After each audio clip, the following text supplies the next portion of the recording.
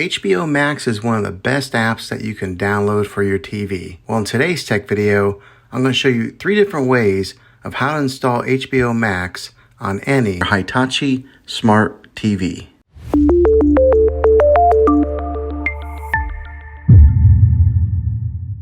It can be really frustrating if you want to watch some of the great content that is on HBO Max and you find that your TV is unable to download it. At the time of this recording, HBO Max is only available on certain brands of TVs.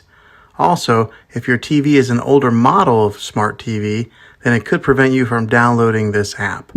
So the way that I'm going to show you how to install HBO Max will be able to work on any model of TV on any year of TV.